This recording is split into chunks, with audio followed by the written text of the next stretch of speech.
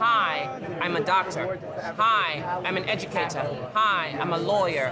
Hi, I clean the streets.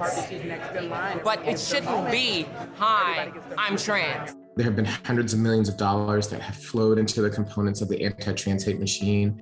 We're seeing doctors that treat trans people being targeted just like abortion doctors. Trans rights and the conversation over trans people and gender overall is not marginal, it's central. Coming up on the Laura Flanders Show, the place where the people who say it can't be done take a back seat to the people who are doing it. Welcome.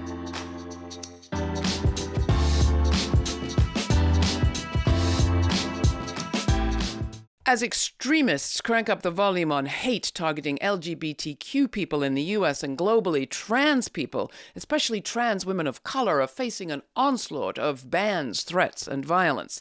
How did we get here, and what does this have to do with the attack on democracy generally? Well, in 2021, Imara Jones kicked off a podcast miniseries looking into exactly that. It was called The Anti-Trans Hate Machine, a plot against equality, and in it she and her reporters dug deep into the radical right's history and present to reveal the links between the anti-trans and anti-abortion movements. In some cases, they found these movements sprang from the very same people and organizations, with often the very same cynical partisan motives. I talked with Imara Jones soon after that series, which is ongoing, started. An animated series has followed, as the issues are still smoking hot and the TransLash research is still so important. We are re-airing that conversation today. Jones is the creator of TransLash Media, with productions which you can find on the web. Time magazine named her one of 2023's most influential people. Prior to creating TransLash, Jones held economic policy posts in the Clinton White House. Making connections and breaking down silos, I believe her work gets to the very heart of the intersecting assaults that so many of us face. And I share some thoughts about how all of this relates to our assumptions about our well-being, our bodily autonomy, integrity, and love at the end of this episode. But first, it is my great pleasure to welcome Imara Jones. Just to kick things off, who or what is on your mind right now as we're talking?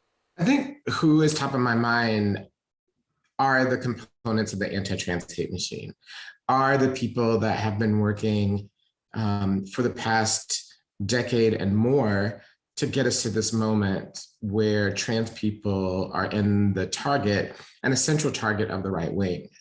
This is part of a plan. This plan has been, as I said, years in the making. There have been hundreds of millions of dollars that have flowed into the components of the anti-trans hate machine.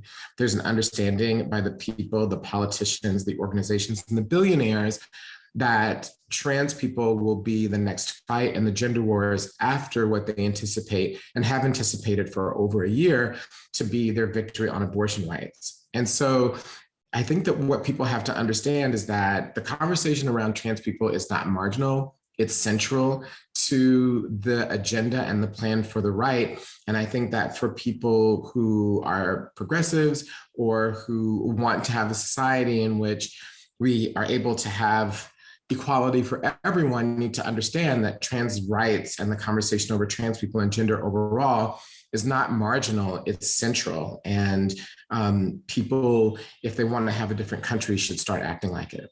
You talk about the anti-trans hate machine being a plot against equality. Can you lay that out for us? And can you name some names? Who is really responsible? For a long time, people on the right have understood that control over bodies is central to the ability to implement the country that they want us all to live in. And therefore, the people that exercise body autonomy are central to their plans.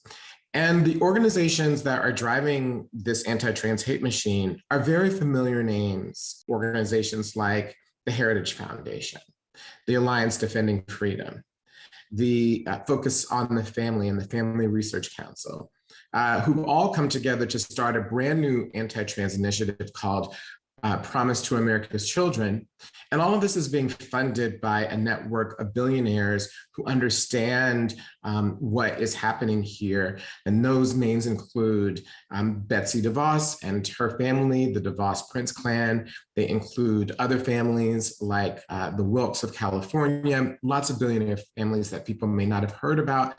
And one of the largest foundations in the country, which is the National Christian Foundation, which gives out $1.5 billion nearly each year to causes, making them the single largest funder of anti-LGBTQ hate in the country. And all of their views and what they're doing have been poll tested and focus grouped. And so this is the result of a lot of effort.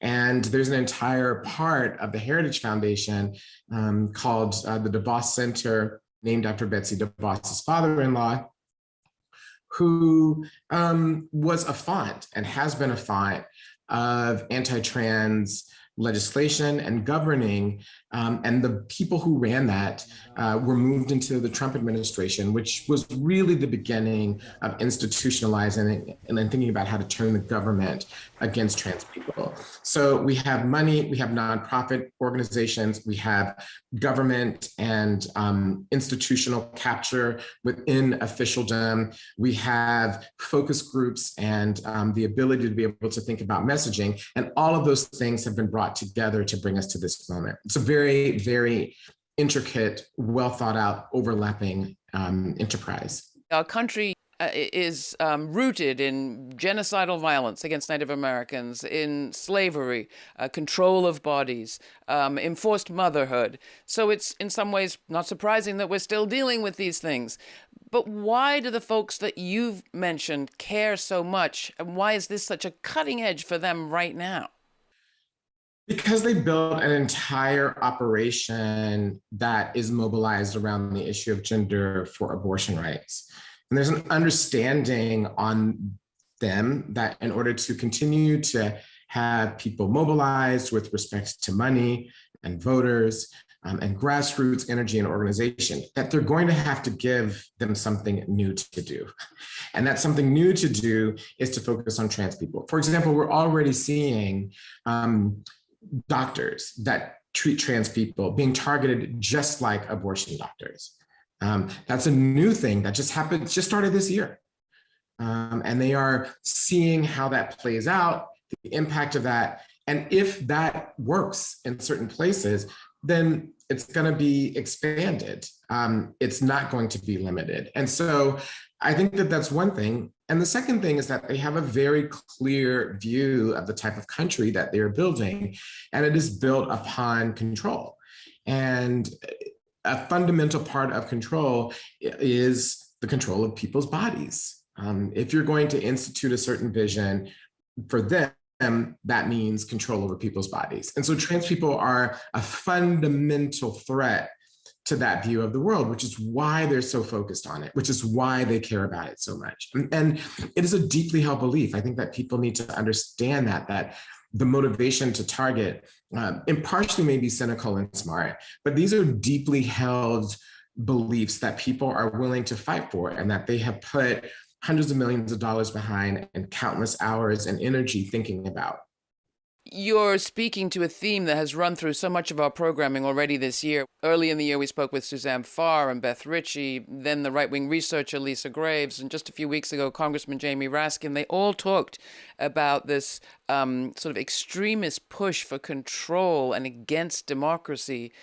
Do you agree that there are also links to the insurrection of January 6th and the effort to strike back voting rights? One of the fastest growing areas of hate that people are not focused on, but which is of ever-growing concern, is this intersection between white nationalist groups and their growing obsession over gender and gender identity.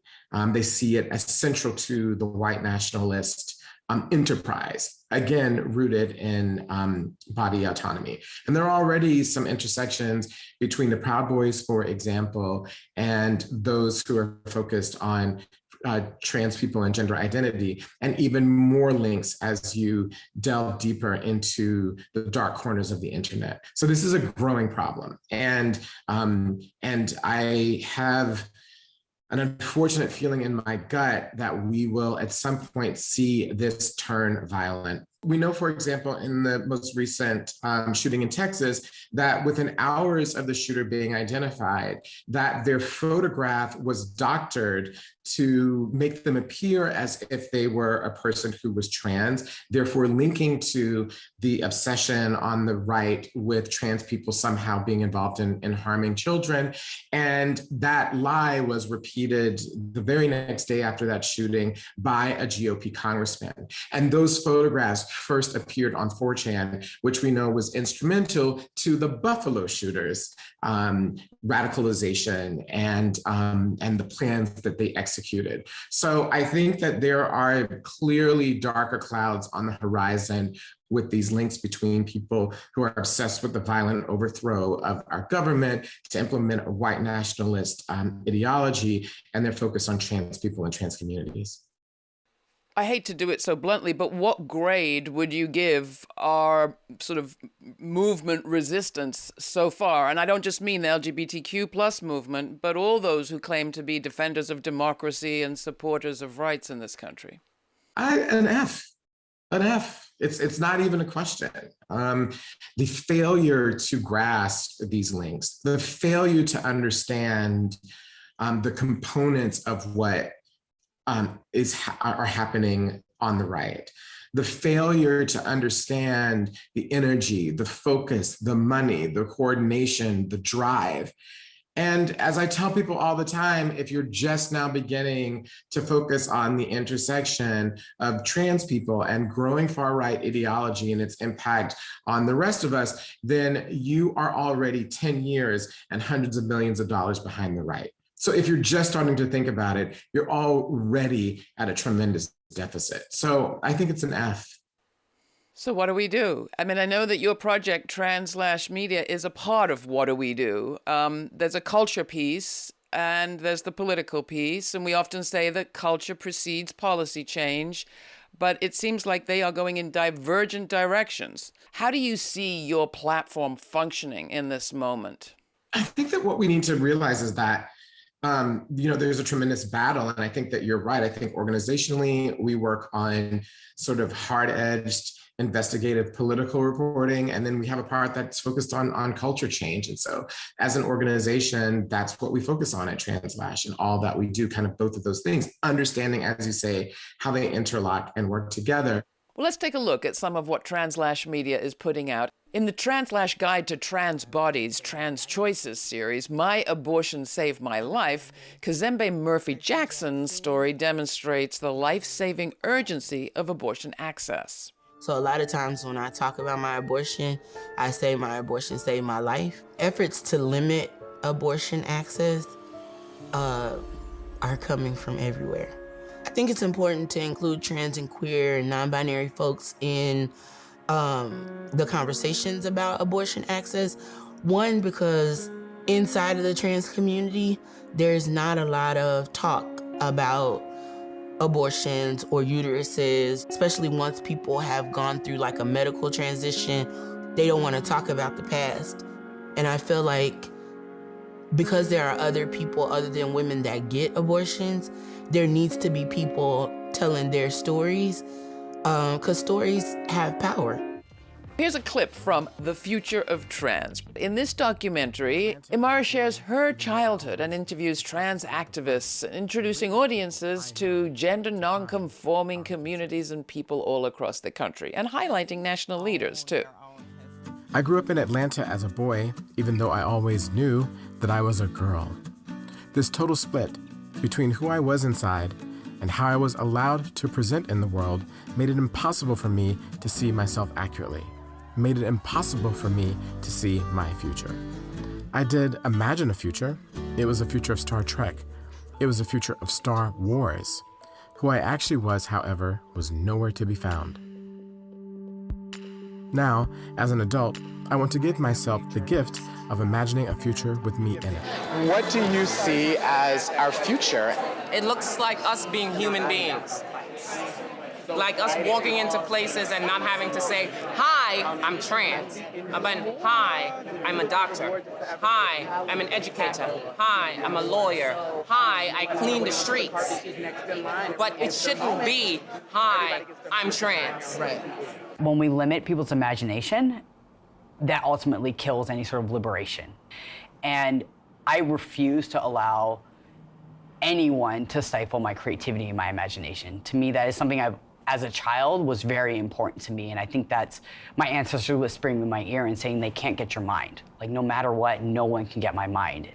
We can't overestimate the cultural progress that's been made for trans people, because we also know that there's a growing backlash. So we know that, for example, people with tremendous reach like Bill Maher and Dave Chappelle, who are getting, in Dave Chappelle's case, someone who received support from the highest levels of Netflix to engage in anti-trans conversation and rhetoric that puts people at risk because of the precarious nature of everything that we've been speaking about. Those people are gaining traction, along with Ricky Gervais, and a growing reticence on some places to talk about trans people and engage in trans people, while at the same time growing trans visibility. We just was announced that Laverne Cox, a Black trans actress, is going to have a Barbie. So I think that we have to understand that the cultural space is contentious and contended. So I don't think that it's not like we're making progress on culture and that's getting better there and politics are getting worse. I think that the cultural space is much more contested and fraught, which underscores what's happening in the politics. So we don't know how this is going to turn out. It should also be mentioned that Mattel, in addition to issuing this new doll, did say that they were going to make a contribution to the nonprofit Trans Family SOS, which takes us to the question of money. You were an economist originally by training. You worked as an economist in the Clinton White House.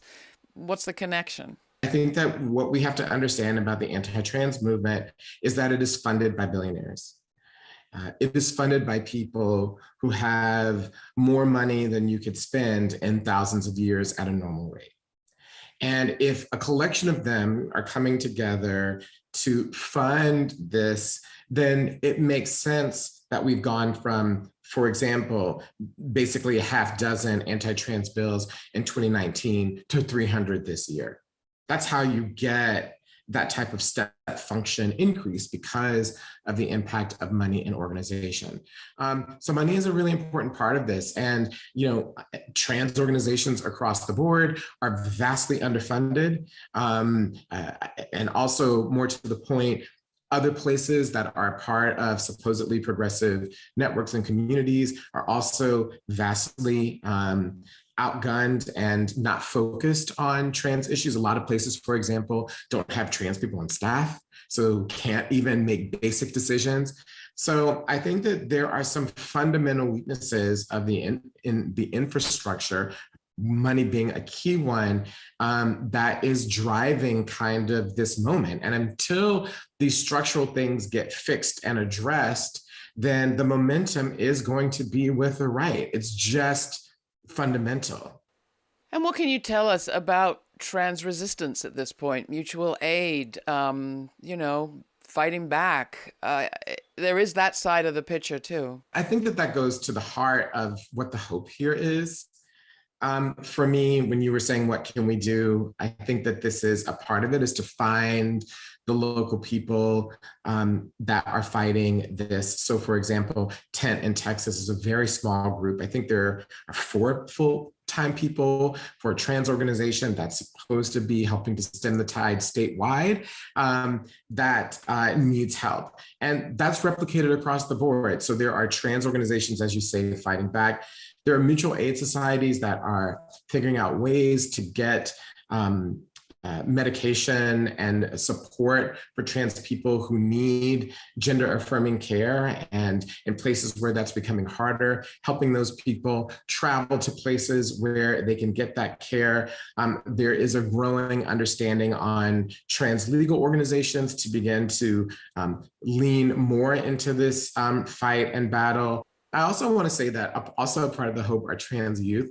As I tell people all the time, sometimes the only thing that's standing between our community and total disaster are trans youth and their families who decide that they're going to speak up and speak out. And I'm talking about people who are as young as 12, 13, 14, 17, who get together with their families and go to hearings and decide that they're going to speak out, or they decide to organize rallies. And it's their voices that in some cases have been able to halt this legislation.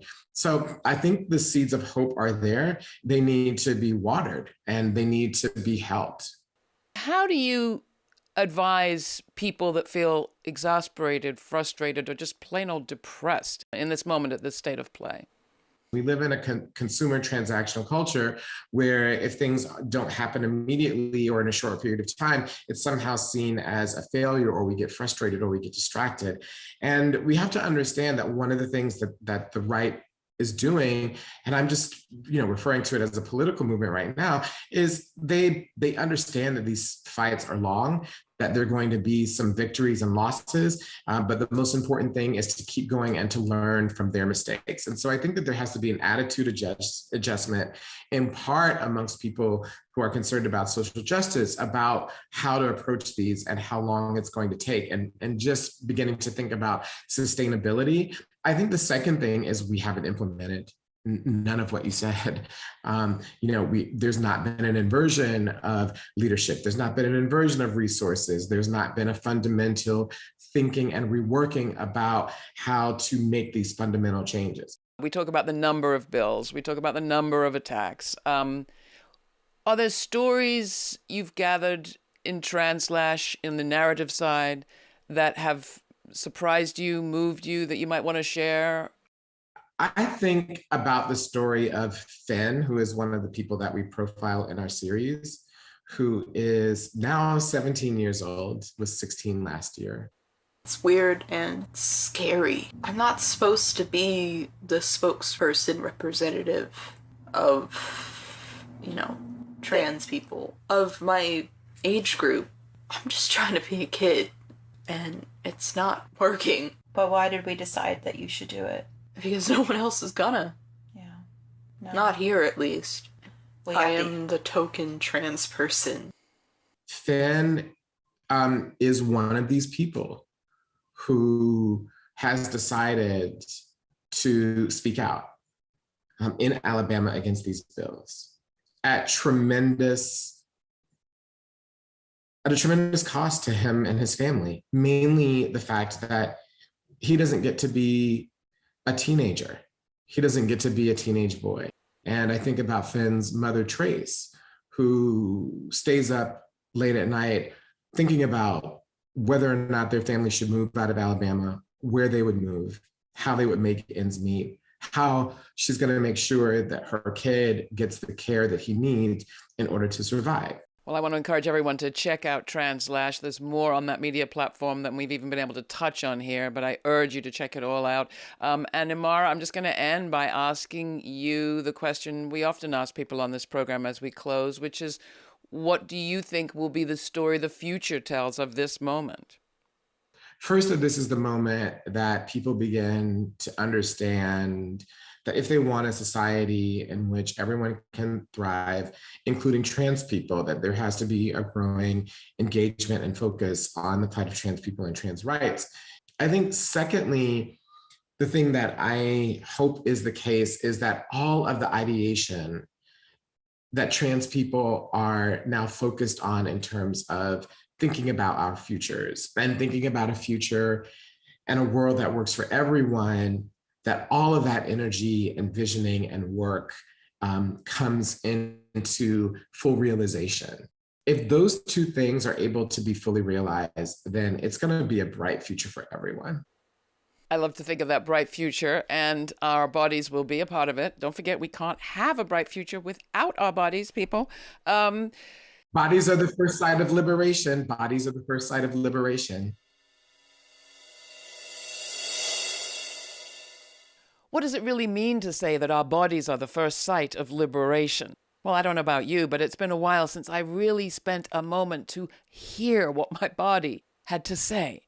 So this LGBTQ plus Pride Month, I wish you and me time to sit under a tree, by a beach, to feel that connection and to hear the body's needs and wants and desires. What would we change about how we live if we were really to pay attention? What would we change, perhaps, about society? The Buddhists would call it reconnecting with our Buddha selves. Marx would say it's breaking out of alienation. Whether you call it liberation or connection, I wish you pride. And you can find my full uncut conversation with Imara Jones through the links at our website. Till the next time, stay kind, stay curious. I'm Laura. Thanks for joining me. For more on this episode and other forward-thinking content, subscribe to our free newsletter for updates, my commentaries, and our full uncut conversations. We also have a podcast. It's all at lauraflanders.org.